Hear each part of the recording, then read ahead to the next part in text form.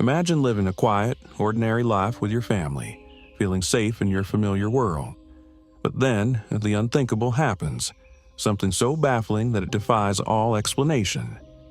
Some stories sound like they were pulled straight from a Hollywood thriller, except they're real. One of the most bizarre and unsettling events in American history took place in 1912 in Louisiana. The case of Bobby Dunbar.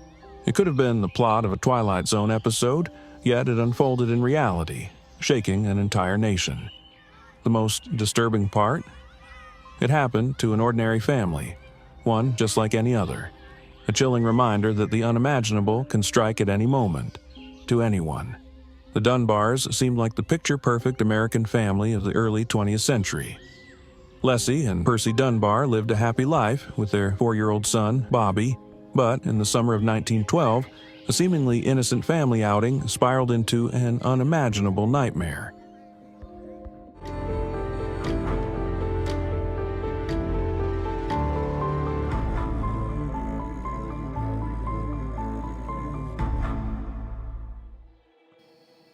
On Friday, August 23, 1912, the Dunbar family from Opelousas, Louisiana, set out for a fishing trip at the nearby Swayze Lake.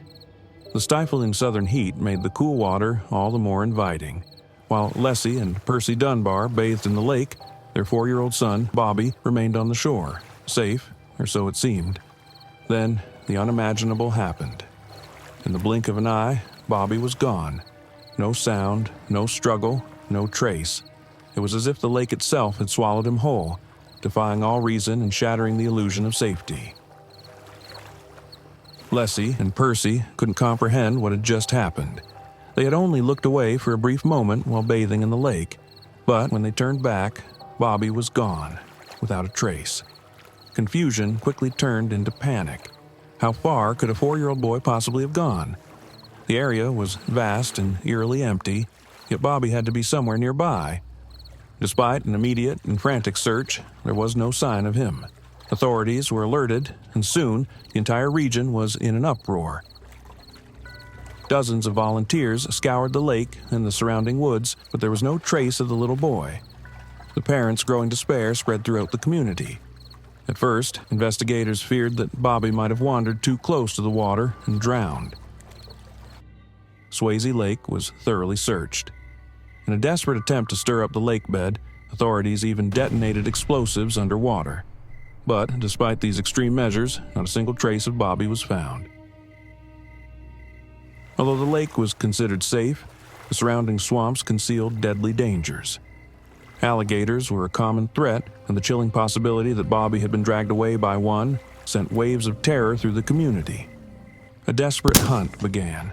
Alligators were killed and cut open in a grisly search for any trace of the missing boy. But even this gruesome effort yielded nothing.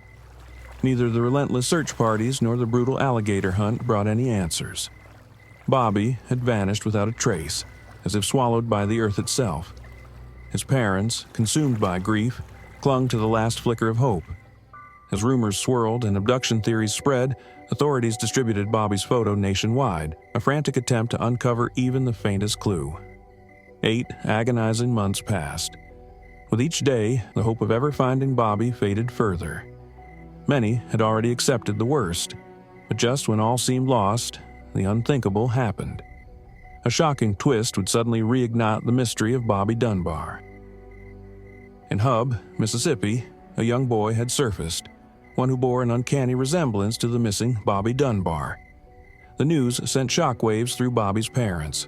A 4-year-old child, looking strikingly like their lost son, had been found in the company of a mysterious man, William Cantwell Walters, a traveling repairman of pianos and organs. Could it really be Bobby? Was their beloved son still alive? Had he been kidnapped all along? As authorities arrested Walters and placed the boy in the custody of social services, the tension reached an unbearable peak. Walters insisted that the child was not Bobby Dunbar, but Charles Bruce Anderson, the illegitimate son of his brother, and a woman named Julia Anderson. According to him, Julia had willingly entrusted the boy to his care while she tried to get her life back on track. The entire ordeal felt like something ripped from the pages of a thriller. full of twists, uncertainty, and mystery. The Dunbars, their hearts pounding, anxiously awaited the truth behind this puzzling case. Despite Walter's testimony and several acquaintances backing his story, the police remained skeptical. He was arrested, and the child was placed in state custody. Bobby Dunbar's parents were summoned to identify the child and determine whether he was truly their missing son. But what followed remains clouded in conflicting reports. Some newspapers claimed that the Dunbars recognized him immediately, that Bobby himself called out to them and even identified his brother by name. But other sources told a different story, suggesting that the child showed no sign of recognition and that Leslie and Percy were deeply uncertain about whether this boy was really their lost son. The child was filthy and appeared poorly cared for. He was given a bath, and during the process, Leslie noticed several birthmarks and scars she claimed to recognize as her son's. Incredibly, that was enough. The child was handed over to the Dunbars, who, overwhelmed with joy, took him home to Opelousas. His return was celebrated with parades and congratulations. No one dared to ask questions. Then, an unexpected twist changed everything. Julia Anderson suddenly appeared at the police station, breaking her silence about the boy believed to be Bobby Dunbar. Her testimony cast even more doubt on the already conflicting claims of William Cantwell Walters. Julia revealed that she had been struggling financially and unable to find steady work, which led her to temporarily entrust her son to Walters. The arrangement was only meant to last a few weeks, but time passed with no word of her child. Now, determined to reclaim him, she demanded that the authorities return her son. The media descended on her like vultures. Julia's character was publicly torn apart, her morality scrutinized, and rumors about her so-called reckless lifestyle spread like wildfire.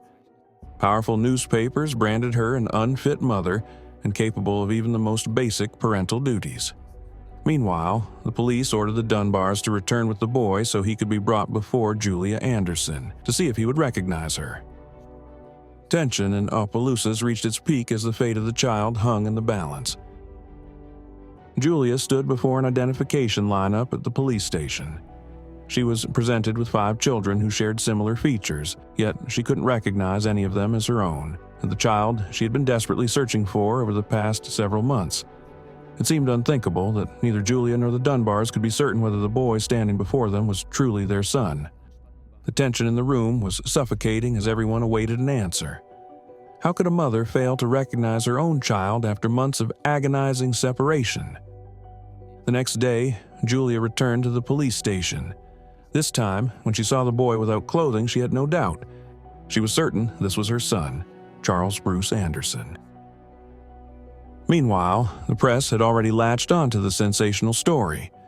The disappearance of Bobby Dunbar and the mysterious boy found in Mississippi became a nationwide spectacle. Questions flooded every headline. Was this child really Bobby Dunbar? Or was he Charles Bruce Anderson? With each new revelation, doubt deepened and uncertainty consumed everyone involved. Meanwhile, authorities faced a troubling dilemma. They had already handed the child over to the Dunbars and officially closed the case of Bobby Dunbar. Yet, the boy's true identity remained uncertain. Julia Anderson's claims were ultimately dismissed, and the child remained with the Dunbars. But this was far from the end of the story. Determined and unwavering, Julia traveled to Louisiana to testify in the kidnapping trial against William Cantwell Walters. She was willing to do whatever it took to reclaim her son. During the trial, multiple witnesses came forward in Walters' defense, insisting they had seen him with a child resembling Bobby long before the boy's disappearance. But the court remained unconvinced. The ruling was final. The child belonged to the Dunbars, and Walters was sentenced to 2 years in prison. Life seemed to return to normal. The Dunbars had their little Bobby back, and he grew up happily in the warmth of his familiar home. Neither they nor their extended family ever doubted that this boy was truly their beloved Bobby. The years passed, and the case appeared to be settled, but for some, the mystery never faded. After an exhausting 2-year legal battle, Walter's attorneys finally secured his release. But the hope of convincing the Dunbars to admit their mistake and return Bruce to his mother had all but vanished. The story of Bobby Dunbar captivated the nation, sparking widespread speculation. Yet, despite countless efforts to uncover the truth, a definitive answer was never found. What truly happened to Bobby Dunbar remains an unsolved mystery, one that continues to fascinate and fuel the imagination of many. As the years passed and the case faded from public memory, some still questioned whether the boy truly was Bobby. Even as an adult, he seemed to wrestle with doubts of his own. Julia's children later claimed that a man, identifying himself as Bobby, visited Poplarville multiple times, only deepening the mystery of his true identity. The boy, known as Bobby Dunbar, or perhaps Charles Bruce Anderson, had grown into a man, raising a family of his own with 4 children. Julia Anderson, though she moved on with her life, never forgot her son. She spoke of him often, insisting that the Dunbars were his kidnappers. On March 8, 1966, the man called Bobby Dunbar took his final breath, still holding firm to his belief that he was the biological son of Leslie and Percy Dunbar. Decades later, the case was reopened, unearthing long-buried secrets and unanswered questions. In 2000, Margaret Dunbar Cutright, granddaughter of Bobby Dunbar, began her own investigation into the mysterious disappearance of her grandfather in 1912. For nearly a century, her family had lived with a story that now seemed on the verge of being unraveled. Determined to solve the mystery of her grandfather's alleged abduction, Margaret embarked on a personal quest for the truth. At first, she firmly believed that her grandfather was indeed Bobby Dunbar, the boy who had been returned to his family after months of searching. But the deeper she delved into historical records, old newspaper articles, and personal testimonies, the more contradictions she uncovered. The stories she heard and the facts she discovered didn't align. Doubt crept in, but her determination to uncover the truth only grew stronger. As her research progressed, Margaret also spoke with the children of Julia Anderson, the woman who, in 1912, had claimed the found boy was her son, Charles Bruce Anderson. The puzzle pieces began to shift, and the emerging picture cast doubt on the official family narrative. Seeking definitive answers, Margaret commissioned a DNA analysis. A sample from her father, Bob Dunbar Jr., was compared to that of a son of Alonzo Dunbar, the brother of the missing Bobby, and thus a reliable genetic reference point. By 2004, the results were in, and they were undeniable. There was no biological relationship between Bob Dunbar Jr. and Alonzo's son. This meant that Bob Dunbar Jr.'s father was not actually the real Bobby Dunbar. The evidence strongly indicated that the boy the Dunbar family reclaimed as their son in 1912 was, in fact, Charles Bruce Anderson, the son of Julia Anderson. With this discovery, a key chapter of American criminal history was rewritten. After all these years, the truth finally came to light. Julia Anderson had been right all along. The boy, Leslie and Percy Dunbar had claimed as their own was, in reality, her son. This stunning revelation catapulted the case back into the spotlight, leaving the world in shock. Was Bobby truly the victim of a tragic accident in the lake, as many have long believed? Or do darker secrets lurk within the Dunbar family, secrets that have remained buried for over a century? What really happened to the real Bobby Dunbar on that August afternoon in 1912 remains a haunting mystery. The truth may never be fully uncovered. Over the years, countless theories have emerged, but Margaret Dunbar herself believes the most plausible explanation is that Bobby accidentally fell into the lake and drowned, or was taken by an alligator. Yet, some suspect a far more sinister possibility. One of the most disturbing theories suggests that Leslie and Percy Dunbar may have played a role in their son's disappearance, and that the arrival of Charles Bruce Anderson provided them with the perfect opportunity to cover up an unspeakable secret. Even after more than 112 years, the story of Bobby Dunbar remains an unsolved mystery. It continues to spark passionate debate and raises countless questions that may never be fully answered. Whatever the truth may be, one thing is certain: The search for the real Bobby Dunbar forever altered the Dunbar family's lives, and the mystery of his disappearance remains one of the most enigmatic chapters in American history. If you were in this situation, what would you have done? Would you have accepted the initial identification, or would you have continued searching for answers? Let me know in the comments. I'm eager to hear your thoughts on this extraordinary case.